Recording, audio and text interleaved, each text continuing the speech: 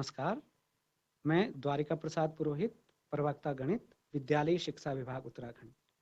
प्यारे बच्चों, ज्ञानदीप श्रृंखला के अंतर्गत कक्षा 10वीं के गणित विषय का बहुपद नामक पाठ हम पढ़ रहे हैं। गत 6वें सत्र में हमने यह अध्ययन किया था कि बहुपद जिसके शून्यकों का योग और गुणनफल आपको दिया गया हो, उसकी रचना या उस बहुपद को आप किस प्रकार प्राप्त करेंगे। मैं उम्मीद करता हूं कि आप इन सत्रों का आनंद ले रहे हैं और साथ ही साथ ढेर सारा अभ्यास भी कर रहे हैं ताकि आप अपने समय का सदुपयोग कर सकें।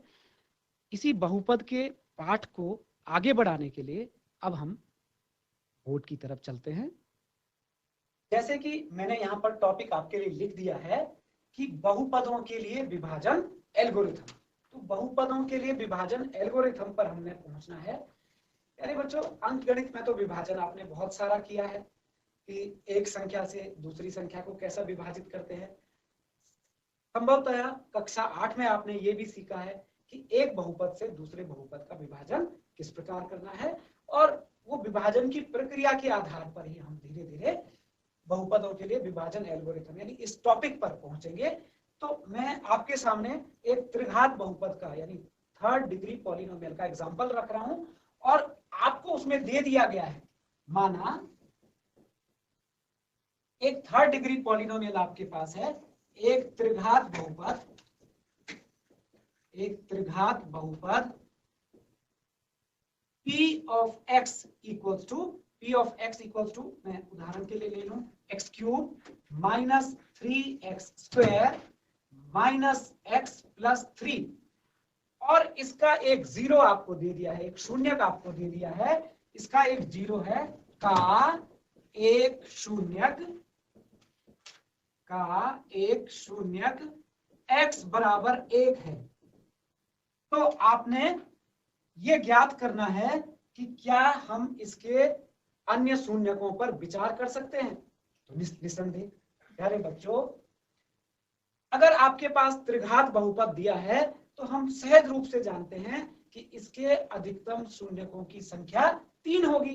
तो जब आपको 1 दे दिया है तो 2 शून्यक भी आप ज्ञात करने का प्रयास कर सकते हैं। कैसे?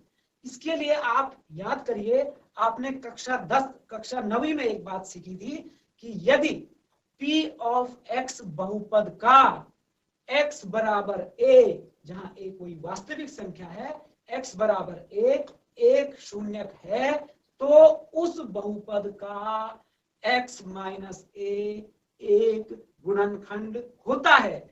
और इसी को हम फैक्टर थ्योरम या गुणनखंडन प्रमेय या गुणनखंड प्रमेय बहुपदों के लिए कहते हैं। ये बात तो इसका प्रयोग हम कैसे करें। अब हम लिखते हैं, चूंकि x बराबर 1 एक शून्यक है, इसलिए x माइनस 1 px का एक गुणनखंड है। तो अब देखिए, जब आपको एक गुणनखंड दे दिया, अर्थात उस गुणनखंड से बहुपद पूरी बार विभाजित होता है, तो हम विभाजन कर लें।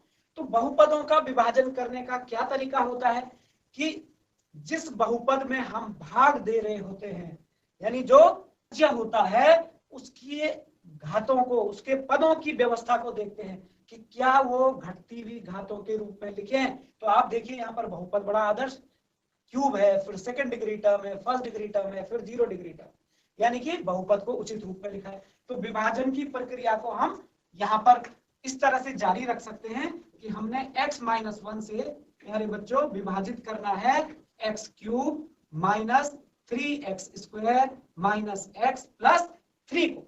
अब कैसे विभाजित करते हैं, यहाँ पर x है, जो भाजक बहुपद है उसमें x की घात 1 है, और जिसपे भाग देना है वहां पर x की घात 3 है। तो जो आपने सीखा है उसके आधार पर आप क्या करते हैं, इस x की घात को 3 बनाने के लिए, इसको थर्ड डिग्री बनाने के लिए इसको किससे गुणा करें। तो नेचुरली हमको इसको गुणा करना पड़ेगा x स्क्वायर से। तो x स्क्वायर से इसको गुणा कर लेते हैं और सजातीय पद को सजातीय पद के नीचे लिखते हैं, यानी थर्ड डिग्री के नीचे थर्ड डिग्री, सेकंड डिग्री के नीचे second degree and so on. तो x स्क्वायर इंटू एक्स, तो घातांक के नियम आपको सिखाए गए हैं, एक पावर दो पावर, जब आधार समान होते हैं तो घातांक जुड़ जाते हैं।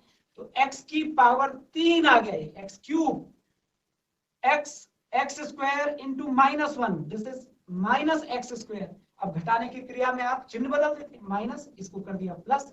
अब घटाइए, एक्स क्यूब से एक्स क्यूब कैंसिल आउट हो गया, हट गया। अब मेरे पास बचा -3x² प्लस एक्स स्क्वायर। तो इसका हिसाब लगाइए, -3 प्लस एक्स स्क्वायर मैंने 1x², this is -2x², minus x और +3 को मैंने उसी क्रम में ले लिया। प्यारे बच्चों अब देखिए, अब मुझे यहाँ पर इस x² का गुणांक बनाना है -2, यानी कि इस x को किससे गुणा करूं कि यहां पर -2x² प्राप्त हो। तो -2 से तो करना ही पड़ेगा, और साथ ही x यानी -2x से हमको इसको गुणित करना पड़ेगा। तो -2x into this x, -2x into this x, what is this, -2x², बिल्कुल समान बनाना पड़ता है। और -2x into -1, this is +2x, minus into minus plus. अब चिन्ह बदल दिए, माइनस का प्लस, प्लस का माइनस। देखिए अब हमारे पास 2x² से 2x² कट गया, विपरीत चिन्ह के बराबर है। और -x minus 2x, this is -3x, -3x and this is +3। अब देखिए, अब हमने ध्यान ये रखना है कि इसमें किस राशि की गुणा की जाए, क्योंकि अभी ये रैखिक है और ये रैखिक है। तो जब तक दोनों की घातें समान हैं तब तक हम विभाजन कर सकते हैं। तो यहाँ पर क्या लिखें कि किस चीज से, यहाँ पर क्या लिखें जिसकी गुणा x से करें कि हमारे पास -3x प्राप्त हो। तो नेचुरली -3 से मल्टीप्लाई करने पर यहाँ पर आता है -3x, -3 -1, दिस इज +3। अब फिर आपने चिन्ह बदले, माइनस का प्लस, प्लस का minus, and you are left nothing, सब कट गया हमारा, 0 रहा रिमाइंडर, यानी विभाजन की प्रक्रिया पूरी हो गई है। तो हमने देखा हमारा जो भागफल है यहाँ पर, वो भागफल क्या प्राप्त हुआ है, ये बहुपद। तो देयरफॉर P ऑफ x बराबर, इसको दोबारा लिखने की आवश्यकता नहीं है, ये किसके बराबर होगा, ये गुणा ये धन ये, यानी जिससे भाग दिया जितना भागफल आया धन रिमाइंडर तो 0 है, तो इन दोनों के गुणनफल के बराबर आया। तो x - 1 इंटू x² -2x -3। तो एक शून्यक तो ये बहुपद दे देता है ये वाला, तो बाकी दो शून्यक हमारे इससे प्राप्त होंगे। इसलिए P ऑफ x के अन्य शून्यक, इनको ज्ञात करने के लिए बच्चों हम क्या करते हैं, दूसरे वाला जो खंड है यानी x² -2x -3, इसको इक्वेट कर देते हैं 0। अब इसके फैक्टराइज करने हैं, स्प्लिटिंग मिडिल टर्म, ऋण 2 के ऐसे भाग जिनका गुणनफल ऋण 3 आए और योग ऋण 2 आए। तो आप देखिए -3 + 1 करें, तो -3 + 1 करने से हो जा रहा है, ये सब आपको आता है। This is -3 + 1, 1 means x, -3x -3 = 0। अब आप देखिए x कॉमन ले लिया, दिस इज x + 1, -3 कॉमन ले लिया, x + 1। अब हम x + 1 को पूरे पॉलिनोम से लेफ्ट साइड से कॉमन ले सकते हैं, तो यहाँ से बचेगा x, यहाँ से -3 बराबर 0। अब अगेन 2 की प्रोडक्ट 0 है, अर्थात आइदर दिस इज 0 और दिस इज 0। तो यानी कि मेरे पास आ गया x बराबर ऋण 1, जब मैं इसको शून्य रखता हूं, x + 1 बराबर 0, तो x बराबर -1, x - 3 बराबर 0, यानी x बराबर 3। तो x के जो बचे दो शून्यक थे वो हमने प्राप्त कर लिए। तो प्यारे बच्चों, इस तरह से हमने एक अभ्यास से देखा कि किस तरह से हमें अगर दिए गए बहुपद के लिए एक शून्यक दिया हो तो हम उसके शेष शून्यकों की गणना कर सकते हैं, बाकी शून्यक उसके प्राप्त कर सकते हैं। अगर त्रिघातीय बहुपद है और 1 दे दिया तो 2 प्राप्त कर सकते हैं, द्विघातीय बहुपद है 1 दे दिया तो दूसरा हम स्वतः प्राप्त कर सकते हैं। तो इस तरह का अभ्यास कार्य हमको आगे करना है। अभी हमको इसके माध्यम से विभाजन एल्गोरिथम पर पहुंचना है। तो विभाजन एल्गोरिथम क्या है हमारे पास, जैसे इस उदाहरण में हमने देखा कि जो भाज्य था वो हमारे पास भाजक गुणा भागफल धन शेषफल के बराबर प्राप्त हुआ है। जो हमारे पास भाज्य था वो किसके बराबर प्राप्त हुआ है, भाजक गुणा भागफल धन शेषफल, क्योंकि शेषफल 0 था तो हमने उसकी जगह 0 लिखा। एक और उदाहरण की हम चर्चा करेंगे। मान लीजिए हमारे पास p ऑफ x बहुपद पुनः एक द्विघातीय बहुपद है। वो बहुपद दिया है 2x² प्लस 3x प्लस 1, यानी मैं एक आसान सा बहुपद आपके सामने रख रहा हूं और इसको आपने एक g ऑफ x बहुपद है जिसका मान है x प्लस 2। तो आपने इस पॉलिनोमियल को x प्लस 2 से विभाजित करना है। तो किस तरह से करेंगे विभाजन की प्रक्रिया? बिल्कुल उसी तरह से हमने x प्लस 2 लिखा और यहाँ पर भाज्य लिख दिया, this is 2x² plus 3x plus 1। x को 2x² बनाने के लिए 2 और x से गुणा करना पड़ेगा, 2x into x, this is 2x², 2 2 जा 4 प्लस 4x। अब माइनस माइनस का चिन्ह लगाया, इससे कट गया, 3x minus 4x, this is minus x और माइनस x और ये 1 साथ में लिख दिया हमने। अब बताइए कि क्या विभाजन आगे जारी रहेगा? बिल्कुल रहेगा, क्योंकि यहाँ पर अभी हमारे पास एक रैखिक बहुपद है, ये भी रैखिक बहुपद है।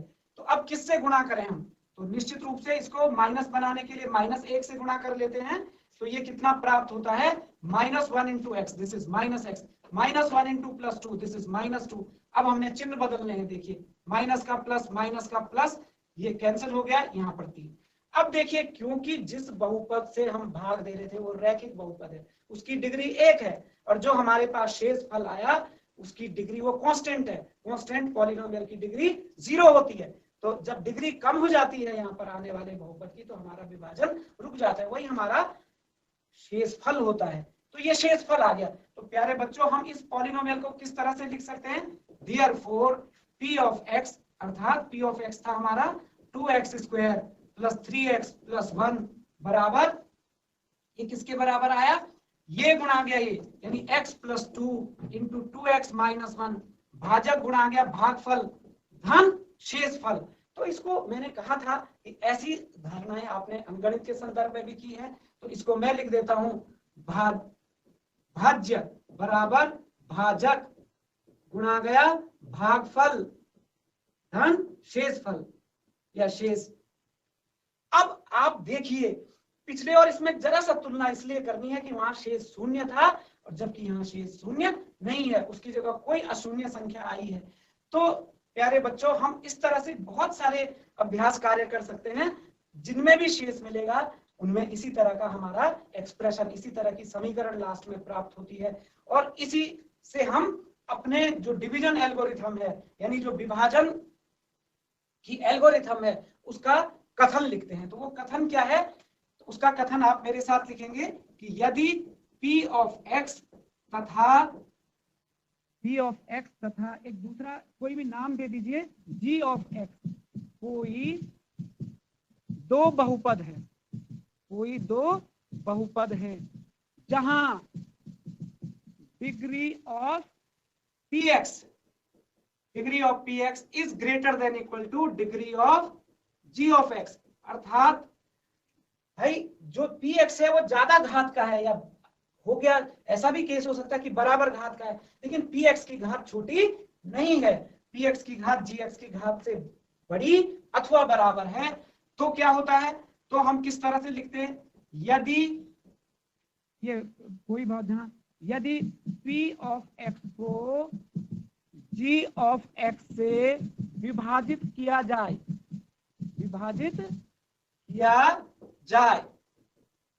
तो हमारे पास क्या प्राप्त होगा?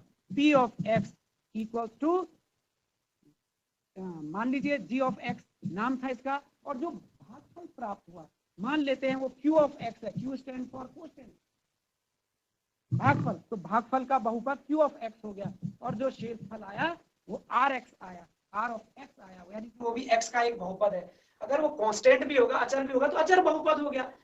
r ऑफ x बराबर 4 हो गया, तो r ऑफ x बराबर 4 भी बहुपद का ही उदाहरण है, तो r ऑफ x आया। तो इसमें क्या शर्त होती है कि दो चीजें आपको प्राप्त हो सकती है प्यारे बच्चों इन उदाहरणों का विश्लेषण करने से। ये भी हो सकता है कि r ऑफ x का मान 0 हो, शून्य भी, r ऑफ x बराबर 0 भी एक बहुपद है, जैसे पिछले उदाहरण में आया था कि हमारा रिमाइंडर 0 आ गया था, तो वो भी एक दशा थी। और अगर r ऑफ x 0 नहीं आता तो क्या होता है? तो या अगर 0 नहीं है तो उसके अलावा क्या होगा? या आर ऑफ एक्स की जो डिग्री होगी, आर ऑफ एक्स की जो डिग्री होगी वो निश्चित रूप से जी ऑफ एक्स की डिग्री से छोटी होगी।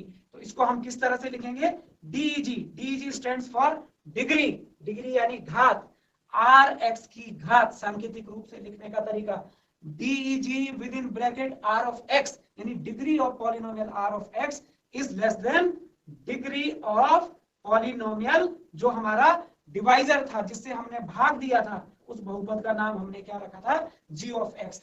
जहां एक नाम और छूट गया हमारा, ये क्यू ऑफ एक्स क्या है, ये भागफल वाला बहुपद है, और जो आर ऑफ एक्स है उसका नाम क्या है, ये शेषफल वाला बहुपद है। तो कहीं ना कहीं ये धारणा पूरी तरह से अंकगणितीय धारणा से मिलती जुलती है, ये आपने सीखा है। और इसी को हम डिवीजन एल्गोरिथम कहते हैं। इसके जो विभिन्न चरण हैं उनको लिखने में बहुत कोई बड़ी बात नहीं है, उनको लिखना टाइम जाया करना है। आपने विभाजन की प्रक्रिया को देखकर समझ लिया, आप अभ्यास कीजिए, आप अच्छे से विभाजन कर पाएंगे एक बहुपद से दूसरे बहुपद का। तो ध्यान दीजिए, ये जो हमने लिखा है यही हमारा डिवीजन एल्गोरिथम का सार है कि सदैव जो शेषफल वाला बहुपद होता है उसकी घात, शेषफल वाला बहुपद होता है उसकी घात भाजक की घात से सदैव कम होती है। ये देखिए यहाँ पर लिखा गया है, यही हमारा डिवीजन एल्गोरिथम का सार है। और मैं इस पर एक आध समस्या आपके सामने और रखूंगा ताकि विभाजन की क्रिया आप बड़े सहज रूप से कर सकें। तो एक प्रश्न आप मेरे साथ हल करेंगे। प्यारे बच्चों, आप भी साथ में लिखिए, तभी हम इससे ज्यादा लाभान्वित हो सकते हैं। उदाहरण है ये, मैंने एक पॉलिनोमियल लिया 4th डिग्री का, there is a 4th degree polynomial, 4 घात का बहुपद है, 2x raised to the power 4 minus 3x raised to the power 3 minus 3x raised to the power 2 plus 6x minus 2। ये हमारा एक 4th डिग्री का पॉलिनोमियल है। देखिए डिसेंडिंग ऑर्डर में मैंने यहाँ पर पावर्स व्यवस्थित की हैं इसकी, और इसके 2 शून्य आपको दिए हैं। यदि p ऑफ x के 2 शून्य यानी 2 zeros of this polynomial are √2 and -√2। दो इसके 2 zeros आपको इस पॉलिनोमियल के दिए हैं, √2 एंड -√2।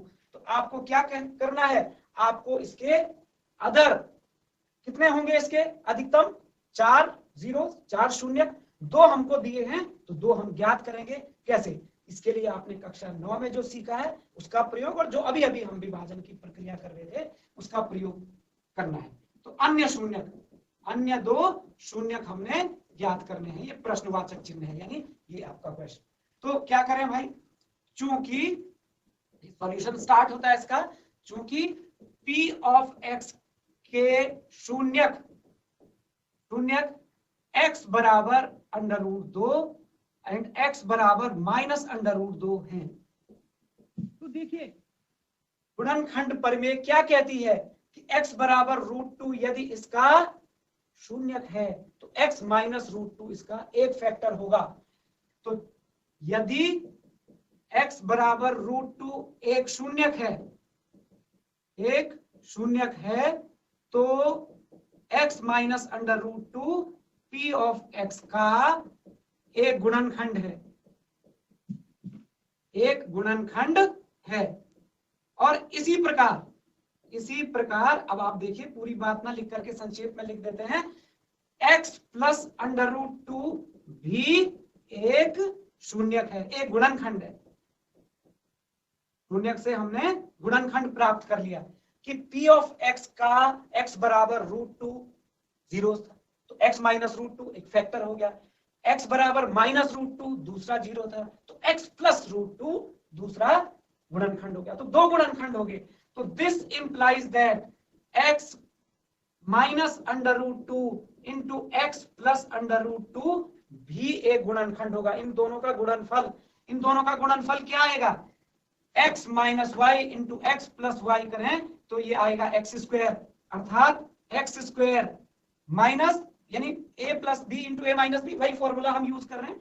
तो यहाँ पर ये हो गया x² माइनस √2 का स्क्वायर 2, p ऑफ x का भाजक है, इससे भाजक होगा ये निसंदेह, तो इससे हम भाग दे देंगे बेटे। तो एक्स स्क्वायर माइनस 2 से हमने p ऑफ x को भाग देना है, तो भाग देने की प्रक्रिया प्रारंभ करते हैं। एक्स स्क्वायर माइनस 2 लिखा और यहां मैं p ऑफ x को लिखूंगा। ये कितना था, 2x की power 4 minus 3x square minus minus 3x cube minus 3x square plus 6x minus 2। अब भाग देना प्रारंभ करना है।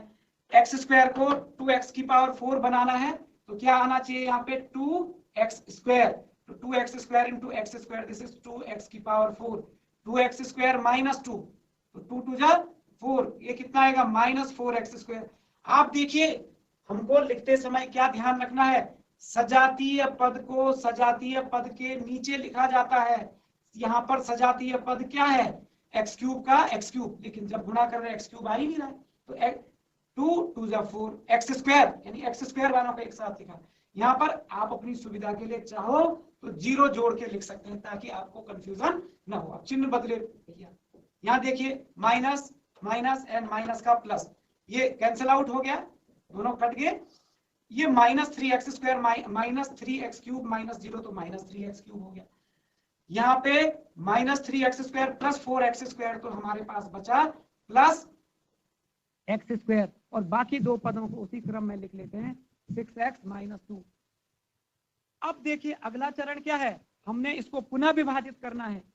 किससे गुणा करें, x से गुणा करें कि x स्क्वायर का x क्यूब आ जाएगा, और साथ में माइनस 3 से, तो माइनस 3x से आप गुणा कर लीजिए, तो माइनस 3x गुणा गया x स्क्वायर, ये कितना आएगा minus 3x cube minus 3x, यानी ये आ जाएगा प्लस 3 2 जा 6x। यहाँ पे कुछ नहीं आया 0, क्योंकि x स्क्वायर वाला पद आ नहीं रहा था गुणा में, माइनस का प्लस, प्लस का माइनस, प्लस का माइनस, ये कैंसिल आउट हो गया। यहाँ पर x स्क्वायर ये कैंसिल आउट हो गया, यहाँ पर बचा माइनस 2। अब आप देख रहे हैं बराबर है, तो निश्चित रूप से फिर 1 लिखेंगे, तो एक्स स्क्वायर माइनस 2 हो जाएगा, माइनस प्लस किया तो ये कैंसिल आउट हो गया, रिमाइंडर में इसलिए भागफल क्या आया, भागफल बराबर 2x square minus 3x plus 1। तो प्यारे बच्चों, अगर मुझे इसके अन्य शून्यक निकालने हैं तो अन्य शून्यकों को कैसे प्राप्त करूंगा, अन्य शून्यक कैसे प्राप्त होंगे, जो भागफल आया है उसको भी आप 0 रख दें, क्योंकि दिया गया बहुपद, ये वाला बहुपद किसके बराबर हुआ, एक्स स्क्वायर माइनस 2 गुणा गया ये पूरा, तो इसको बराबर 0 करने से तो दो ऑलरेडी प्राप्त हुए हमारे पास, तो इसको 0 कर देते हैं, तो ये आ गया 2x square minus 3x plus 1, इसको 0 के बराबर करना है। इस यानी कि इस बहुपद के शून्यक निकालने हैं, इस बहुपद के शून्यक निकालने हैं, तो इसको कह दीजिए q ऑफ x बराबर 2x square minus 3x plus 1, ये शून्यक। तो इसके शून्यक कैसे निकलेंगे, इसका गुणनखंड करके ऋण 3 के ऐसे टुकड़े करिए कि जोड़ ऋण 3 और गुणा 2 एकम 2 आए, 2 और 1 की गुणा, तो ये क्या होगा 2x square minus 2x minus x plus 1। देखो प्यारे बच्चों, अगर हम माइनस 2 माइनस 1 माइनस 3 आता है और 2 और 1 को मल्टीप्लाई करते हैं माइनस 2 माइनस 1 को, तो ये हमारा 2 के बराबर आएगा, प्लस 2 के बराबर। तो कॉमन आ गया 2x कॉमन आया, x माइनस 1 बचा, माइनस 1 कॉमन आया, x माइनस 1 बचा।